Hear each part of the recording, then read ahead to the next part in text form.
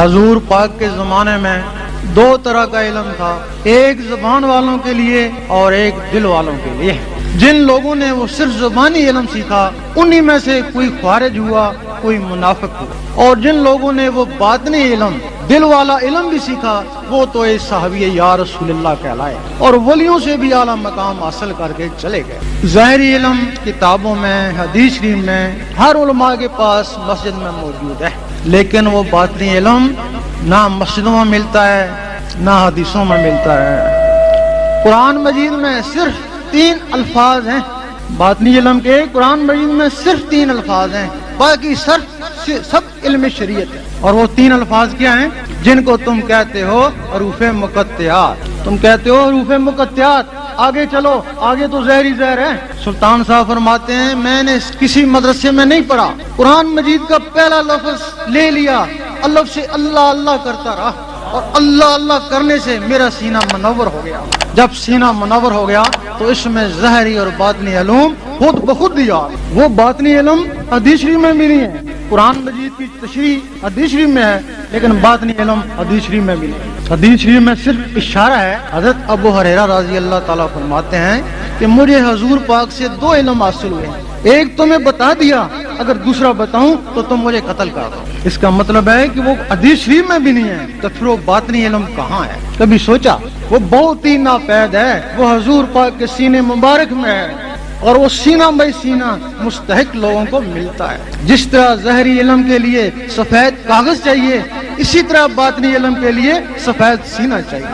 اب وہ باطنی علم کیا ہے؟ لوگ کہتے ہیں درویشوں کا خیال ہے کہ یہ دل اللہ اللہ کرتا ہے، وہ کہتے ہیں ہم نے دل دیکھا ہے گوشت کا لوتھڑا ہے، اس کی زبان ہی نہیں ہے تو یہ کہاں سے اللہ اللہ کرتا ہے، یہی کہتے ہو۔ اور ہم کہتے ہیں کہ یہ زبان، یہ بھی گوشت کا لوتھڑا ہے، یہ اللہ اللہ کیسے کرتی ہے؟ یہ 2 جبڑوں کے درمیان لٹکا ہوا ہے اور وہ 2 پسلیوں کے درمیان لٹکا ہوا ہے۔ اس کو اللہ اللہ کرانے کے لیے ایک مخلوق ہے، اس کا نام ہے لطیفہ اخفا، وہ سینے کے درمیان میں۔ اگر کسی کی وہ مخلوق ختم ہو جائے تو ڈاکٹر کہتے ہیں زبان تو ٹھیک ہے، پتہ نہیں بولتا کیوں نہیں ہے۔ انسانوں اور جانوروں میں ان مخلوقوں کا فرق ہے، زبانوں کا فرق نہیں ہے، زبانیں ایک ہی جیسی ہیں۔ اگر یہ مخلوق جانوروں میں بھی ہوتی وہ بھی کچھ توتلا ہی سی بول لیتے، کچھ نہ کچھ تو بولتے ہی۔ اب یہ جو مخلوق لطیفہ اخفا ہے اس کے ذریعے زبان بات کرتی ہے، وہ آزاد ہے۔ اسی طرح کی ایک اور مخلوق ہے جس کا نام ہے لطیفہ قلب، وہ اس گوشت کے لوتھڑے کے ساتھ موجود ہے۔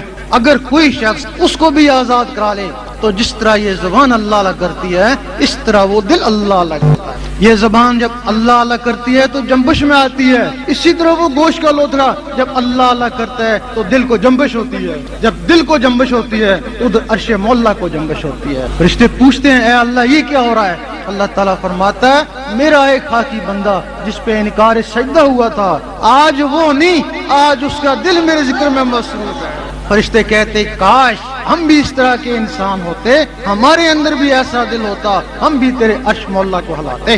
اگر تم کو فضیلت ہے فرشتوں اور جنوں سے تو اس دل سے فضیلت۔ کیا وجہ ہے کہ تم 10 20 30 سال میں ان سے بازی لے جاتے ہو، وہ ہزاروں سال کی عبادت پیچھے رہ جاتی ہے؟ وہ کہتے ہیں کاش اگر ہم میں یہ دل ہوتا ہم حضرت انسان کو ایک قدم آگے نہ جانے دیتے۔ اب یہ تو پتہ چل گیا ہے کہ اگر وہ مخلوق جس کا نام لطیفہ قلب ہے اس کی شکل فرشتوں کی طرح ہے، اگر وہ جاگ اٹھے تب یہ بات میسر ہوتی ہے، لیکن وہ جاگے کیسے؟ اگر کسی شخص نے انڈا نہ دیکھا ہو، اسے کہا جائے یہ ہوا میں اڑے گا، یہ چوں چوں کرے گا، کہے گا تو غلط کہتا ہے، نہ اس کی ٹانگیں ہیں، نہ زبان ہے، نہ پر ہے، کیسے یہ ہوا میں اڑے گا، کیسے چوں چوں کرے گا؟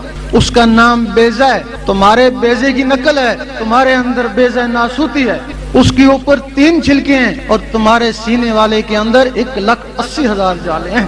اس کو ظاہری گرمی کی ضرورت ہے اور اس کو اللہ کی ضربوں کی ضرورت ہے۔ اس کو مرغی چاہیے اور اس کو مرشد چاہیے۔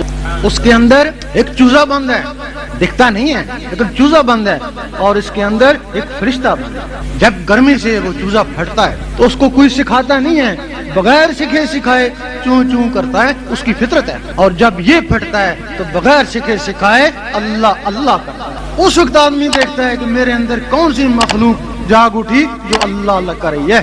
یہاں سے پھر 2 طرح کی تسبیح چلتی ہیں، ایک زبان والوں کی اور ایک دل والوں کی۔ زبان والوں کی تسبیح کیا کرتی ہے؟ وہ کرتی ہے ٹک، زبان کرتی ہے اللہ، وہ کرتی ہے ٹک، زبان کرتی ہے اللہ، یعنی اس کا کام صرف ٹک ٹک کرنا ہے۔ اب تسبیح بھی بار، اللہ اللہ بھی بار، اور جو تمہارا دھیان ہے وہ بھی بار۔ ایک دفعہ اللہ کہہ لینا کافی ہے، گھڑی گھڑی اللہ اللہ کیوں کرتے ہیں؟ ایک دفعہ دل سے کہہ لینا کافی ہے نا، گھڑی گھڑی کیوں کرتے ہیں؟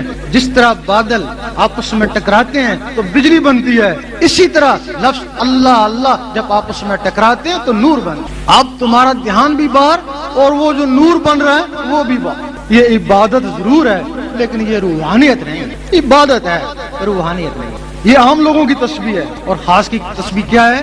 اسی طرح کی ٹک ٹک تمہارے اندر ہو رہی ہے۔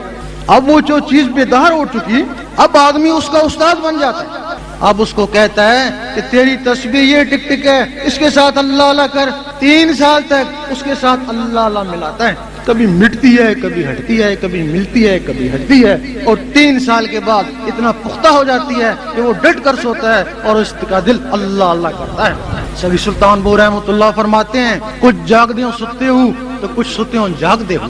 کچھ لوگ ایسے ہیں جو جاگ کر ساری رات عبادت کرتے ہیں لیکن وہ سوئے ہوئے میں شامل، اور کچھ لوگ ایسے ہیں جو بستروں پر سو رہے ہیں، ان کے دل اللہ اللہ کر رہے ہیں۔ حضور پاک فرماتے ہیں ہم سوتے ہیں، ہمارے دل نہیں سوتے۔ اب یہ مرتبہ تو مل گیا۔